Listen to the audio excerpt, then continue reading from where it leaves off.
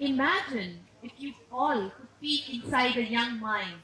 What do you think we would find there? Well, I thought it would be fun to take you all on a short journey with me inside these young, inquisitive minds whom we refer to as Generation Z. It would look similar like an internet browser with dozens of tabs open. They're literally all over the place. And why not?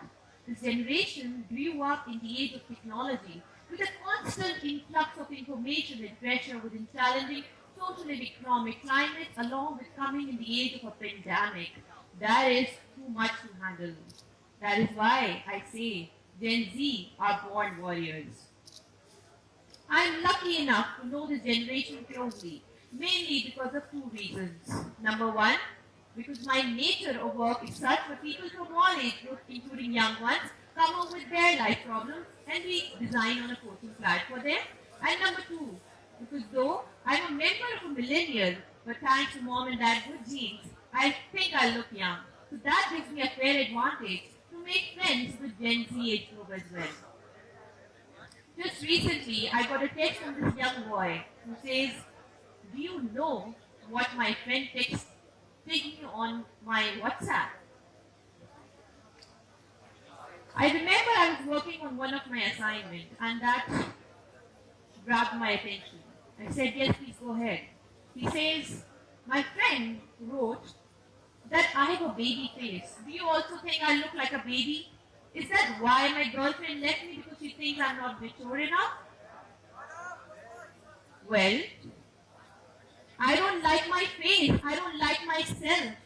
My life is miserable.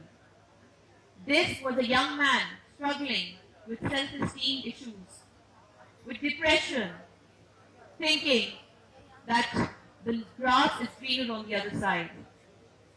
On the other hand, another young man of 10th grade came up to me and said, "I need your help. I don't know what to do in my life, what career to choose. All my friends are ahead of me." Well, at that very moment, I thought that's a clear-cut case for career counseling. However, to my amusement, after a short silence, he says, "Please don't tell anyone. I don't have friends." Ladies and gentlemen, over the past few years, I've dealt with hundreds of young boys and girls, and it makes me sad to see their dreams and hopes of the future crushed. Which is why I came up with 4 main reasons of what is triggering stress in this generation and why emotional well-being and mental health is so much important today than it has ever been before. Number one, social media. Unlike all previous generations, Gen Z has little to no memory to a world without the internet, smartphones, and social media, which limits the amount of in-person contacts they make with other people, which technically means loneliness, depression, isolation. Just recently, I met this young, beautiful girl who lacked confidence and was struggling with social anxiety. Upon inquiring about her daily routine, it was of no surprise for me that she was spending a good 6 to 8 hours daily on social media, just scrolling over newsfeed. Well, the research says Gen Z spend 10 hours or more online every day, which is insane. You see, so much out there is an illusion with unattainable ideals that it creates stress on these young generation's mind. Gen Z grew up in a Facebook, Insta, TikTok world where the moment they open any social media app, all they see friends in a cafe, putting snaps or reels, with capturing YOLO, you only live once. Gen Z are spending more time on social media than it has ever been before. Number 2, video games. Well, there's this young boy of 19 years old who works in our office. One day while he was sitting beside me, I asked him, "What do you usually spend time on mostly?" He says he loves playing PUBG. For those who don't know, it's a very popular game amongst teenagers. Upon inquiring upon the number of hours that he plays, I was shocked to know, and so will you be.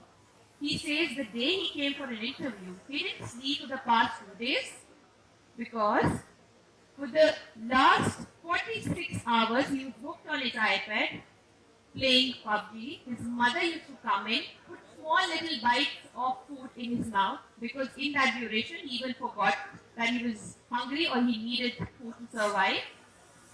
He says for the past 3.5 years since he was playing games, he did not go to any wedding, he did not went to any funeral, any birthday party or any social gathering.